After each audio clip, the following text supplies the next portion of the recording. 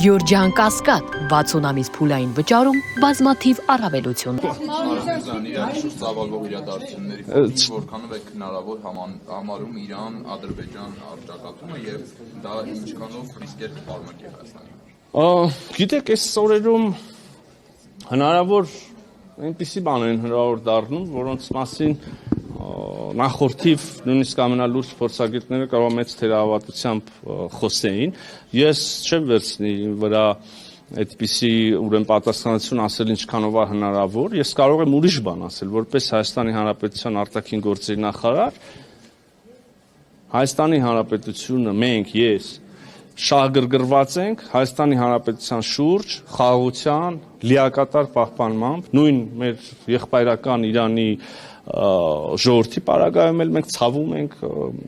եւ մահերը եւ քաղաքացիական ենթակառուցվածքներին հարվածները նրանց հարևան բոլոր այսինքն մեր եւ իր հարևան արաբ ժողովուրդներն ու պետություններն մեր բարեկամ ժողովուրդներն այսինքն մենք ուզում ենք կողմ ենք նրան որ րոպե առաջ խաղաղություն հաստատվի նաեւ իրենց մոտ մեր շուրջ եղած խաղաղության պահպանմամբ շահագրգիռ ենք ել ավելի տասնապատիկ եւ հարյուրապատիկ։ Այս իմաստով պարոն Միրզոյան արդյոք կանգնած է գործընթացը, որովհետեւ Փաշինյանն ասել է, որ ԱՄՆ-ի համար այս բան առաջնահերթություն չի եւ մտահոգություն չունեք, որ լարվածությունը ԱՄՆ-Իրան շարունակվի հնարավոր է կյանքի չկոչվի գործընթացը եւ բացի այդ մտահոգություն է հնչում, որ ԱՄՆ-ն կարող է երրորդ երկրին վաճառել ինչ որ փուլում եւ այդ երկիրը կարող է լինել Թուրքիան։ Այս հարցով մտահոգություններ ունեք։ Վերջից սկսեմ, ուրեմն ախր կարդալա պետք էլի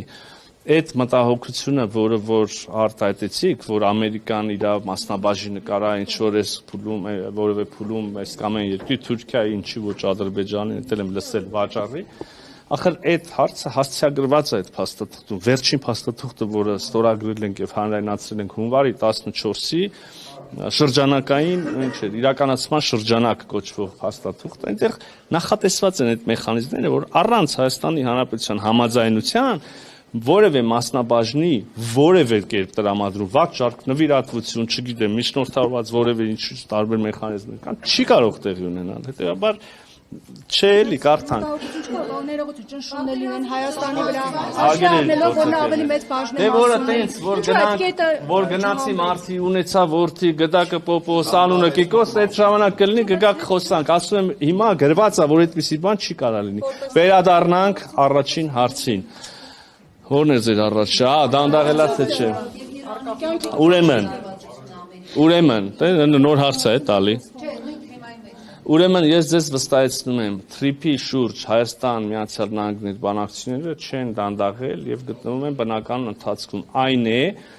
քիչ առաջ էլ ասեցի, մի փուլա առաջի քայլը օգոստոսին հայտարարվեց, երկրորդ քայլը բանակցեցինք հունվարի 14-ին ծավալուն փաստաթուղթ համաձայնեցինք, հրապարակեցինք իրականացման շրջանը։ Հիմա հաջորդ քայլը պիտի լինի միջկառավարական համաձայնագրի կնքումը, այնտեղ ավելի իրավական մեխանիզմներ կնախատեսվեն։ Հետևաբար թրիփի շուրջ աշխատանքները այս վարքյանին փաստաթղթի շուրջ աշխատանքներ են։ Դրանք ընթանում են, երբ որ հնարավոր կլինի կհասնենք նաև գետնի վրա աշխատանքներ։ Ֆոնին վտանգներ դուք տեսնում եք, որ կարող է լինել օգտագործվել ռազմական ճանապարհով։ Ընդհանրապես մենք խոսում ենք զուտ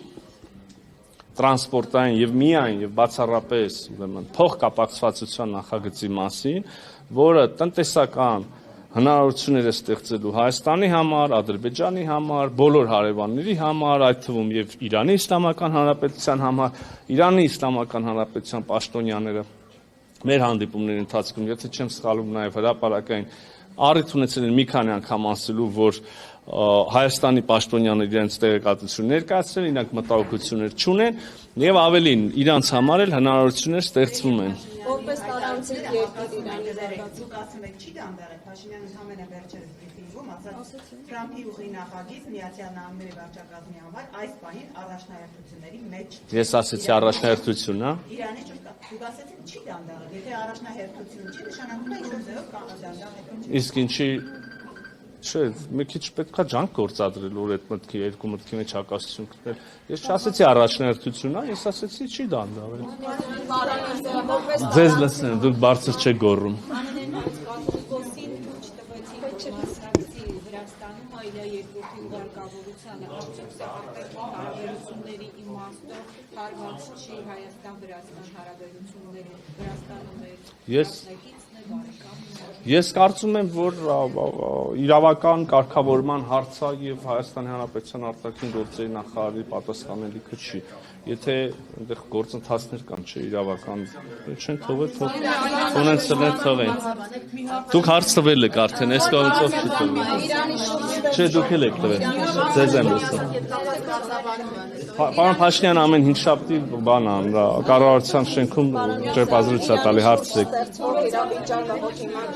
Որպես տարանցիկ երկիր Հայաստանի դերակատարության փոփոխություն լինելու է թե չէ, ինչպես եք մտածում։ Մեր դերը որպես տարանցիկ։ Այո, Հայաստանի դերը որպես տարանցիկ։ Դե ընդհանրապես ճիշտ ասած, մինչև այս վերջին ռազմական գործողություններն էլ եւ վերջի տարիներին բոլորի կողմից բարձրաձայնվում է Հայաստանի որպես տարանցիկ երկրի ստացած կարևորության մասին, դա շարունակաբար ընդգծվում է։ Ես կարծում եմ, որ մենք այդ կարևորությունը իրոք ունենք, հաշվի առնելով Հայաստանից եւ հյուսիս եւ հարավ տեղի ունեցող գործընթացների, ընդհանրապես աշխարհը գնում է ալտերնատիվ ճանապարհների լոգիստիկ բաների կապերի ստեղծման ապահովման ճանապարհով, մենք այդ կարևորությունը չենք կորցնի։ Նորից մենք հույս ունենք, որ րոպե առաջ, օր առաջ ռազմական գործողությունները Մերձավոր Արևելքում կդադարեն եւ կլինեն այնպիսի լուծումներ, որոնք մեր նույնիսկ վերադառնալով զուտ Հայաստանի Հանրապետության շահին ոչ միայն չեն կորցնի մեր կարևորությունը, այլև նոր հնարավորություններ կստեղծեն մեր համար։ Իսկ այդ մասով Հայաստան վերադառնալ չկարողացող քաղաքացիների մասով օգնությունը դեռ շարունակվում է, կան քաղաքացիներ, որ դեռ ինչ-որ պատասխանի են սպասում։ Բայց ես հարցով այնքան բան կասելու, որ մենակ առանձին այս թեմայով ասուլիս հրավիրենք բավական ժամանակ կտեv։ Ես պահին բավարարվեմ միայն ասելով, որ խնդիրները երկրից երկիր իհարկե տարբերվում են։ Մի դեպքում ցամաքային կապ կա, օրինակ Օմանի հետ, Միացյալ Արաբական Էմիրությունների, մենք օգնել ենք քաղաքացիների տեղափոխվել այնտեղից թռիչքներ։ Մի դեպքում այդ կապն էլ չկա, այլ լուծում ենք գտել, չգիտեմ, սկսած վիզաներից, վերջացած դեղորայքով, բազմաթիվ են հարցերը, մենք մեր ԱԳՆ-ի պաշտոնական ուրեմն էջերում, սոցհարթակներում, այդ թվում եւ Facebook-ում շատ մանրամասն տեղեկատվություն ենք դրել, կարող եք նայել, կարծում եմ, որ շատ մեծ աշխատանք են արել մեր մարմինները, դիվանագիտական եւ նաեւ կենտրոնական ապարատը, դեռ կան մեծամասամբ խնդիրը հասցեագրված է, բայց դեռ կան քաղաքացիներ դրսում, ուշագրավ է, որ նրանց լավ չասեմ ինչ-որ տոկոսային հարաբերություն, մի զգալի մասը են քաղաքացիներ, որոնք ցանկություն չեն հայտնել վերադառնալու, այսինքն իրան գերադասել են մնալ առայժմ, բայց իհարկե հիմա նրանց մի մասը արդեն ուզում է վերադառնալ, պիտի լուծումներ գտնեն, կան։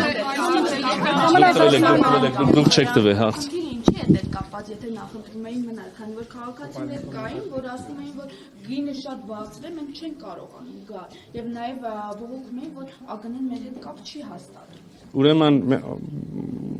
մեր ներկայացուցչությունները եւ թեժգծեր են բացել եւ աշխատել են եւ կապ են ունեցել մշտական եւ իրենց նույնիսկ դեսպանություն ներում են հավաքել խորհրդակցություններ տարբեր երկրներում, իհարկե ոչ բոլորում, կապը մշտական է եղել։ Թռիչքների թույլտվության ստացումը եղել ԱԳՆ-ի կողմից, դեղորայքի մատակարարումը տարբեր դեպքեր են էլի եղել, կարող է կա քաղաքացի, որի հետ կապ ա եղել, ոչ իրան դեղ են տվել, ոչ չգիտեմ, տոմս են առել եւ այլն, ասում է երկիրը բան չի արել մեր համար։